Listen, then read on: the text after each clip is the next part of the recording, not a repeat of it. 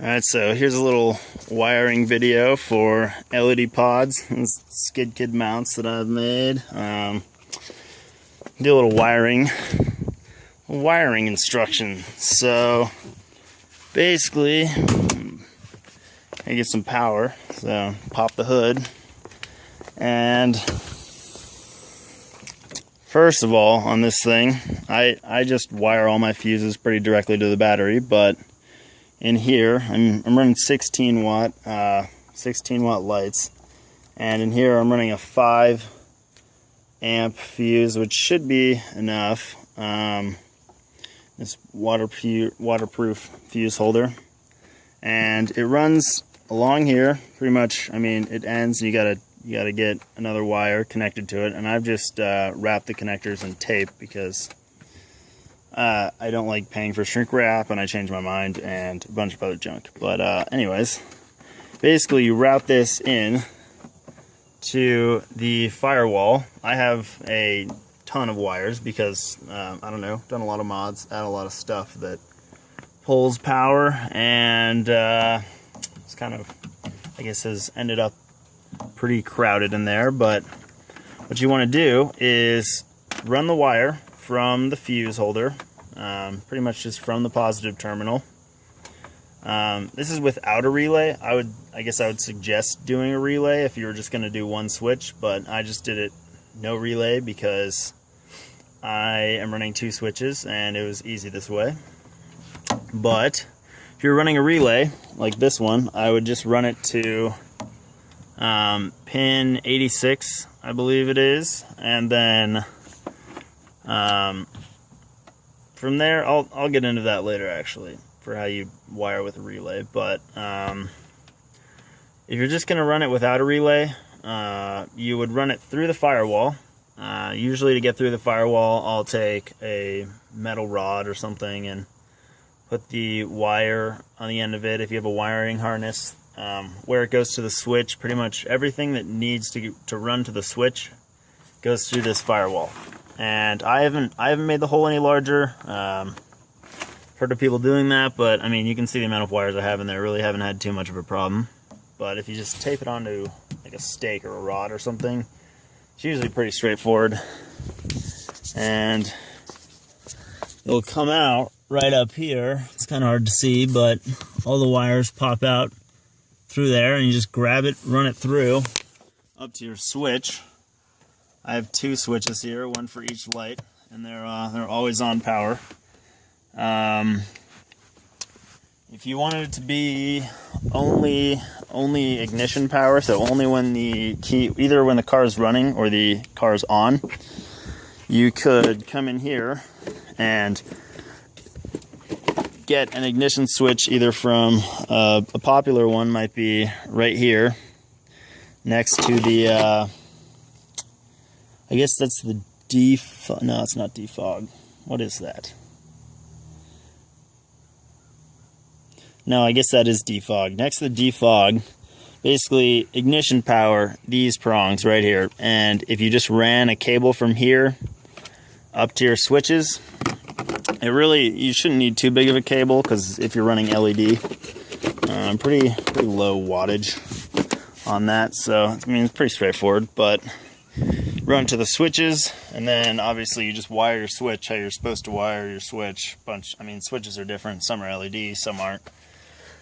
And then you would just bring it back through the firewall.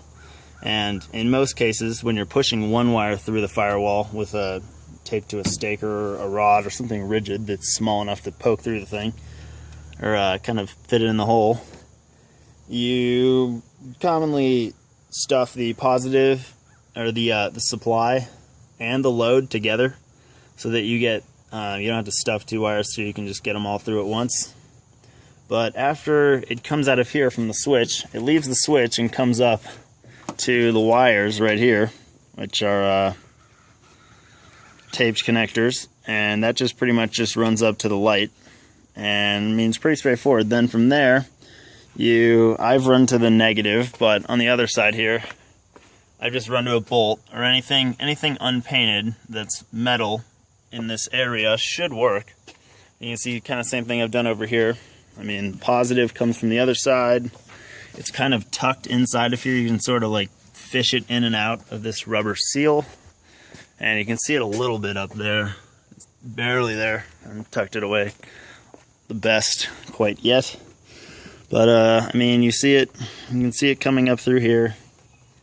And that just leads, since I have two switches, I have one wire coming from the fuse, and then it hits the other switch, and that's the supply, or the load. I mean, the load on the switch gets the power, and then there's a jumper cable that goes directly over to the other switch. So pretty minimal wiring there, and I think I'm using 14 gauge wire for these.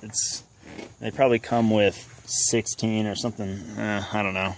Maybe 8. I don't think it's 18. It's probably around 16, but something pretty small. It's LED, so I mean, 32 watt total here. Not too much, but now we'll get into the relays. If you're wiring up the relay, you want to run the fuse.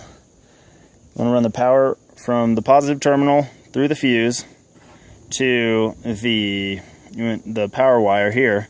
Leads to pin 86 on a relay, and that should be labeled if you have one like this. I mean, I can't really see it, but if you just have a relay, it's usually labeled on the top, and then the pins, 4 pins on the bottom, pretty standard.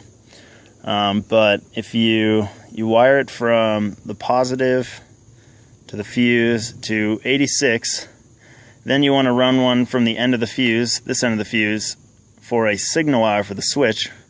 So in this case, you'd run the power wire from here in through the firewall to the switches, and then, or the switch, I should say. I guess you could do switches if you were running dual relays for sides, but you'd bring it to the switch, and then if it's an LED switch, you'd have to ground it. So basically just screw into unpainted metal. But I've run a ground. These are on a ground wire, so they're red LED lights. And then basically you just run it out and back. And so you run it back to pin, I want to say pin 85 is the signal. Man, I'd have to look this up. But I guess it doesn't really matter. If you do a search on relay wiring, I can't remember off the top of my head which pin is the signal, the ground, the supply, and the load. So pretty much what you want to do is run it up to the relay from the switch. So pretty much you just have wire going from here, switch, relay, and that's the signal wire. So you don't have a ton of power running into the cab. I mean, you don't need much. You could use a pretty small wire. Even speaker wire would work. It doesn't really matter. Like this. This for instance is very small speaker wire, and that's one of my signal wires for a relay for my horn.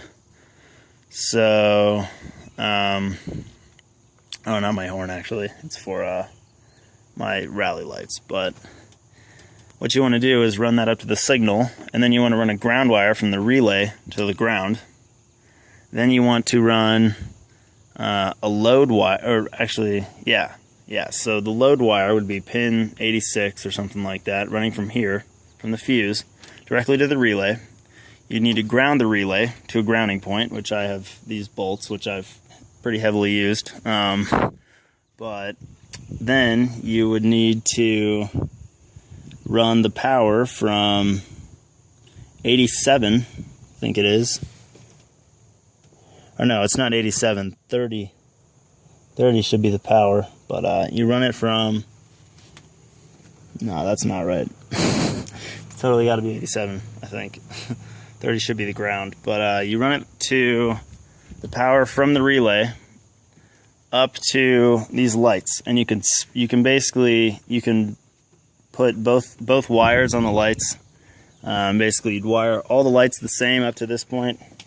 So you'd get the light wiring looks the exact same, except as the other explanation. But in this one, instead of these wires, the red wires here, instead of the red wires running to the switches, the red wires run to pin 87 on the relay. And then when you turn on the switch, it sends the power signal from here to the switch and then to the relay. The relay feeds those power, and then they're grounded back to the frame.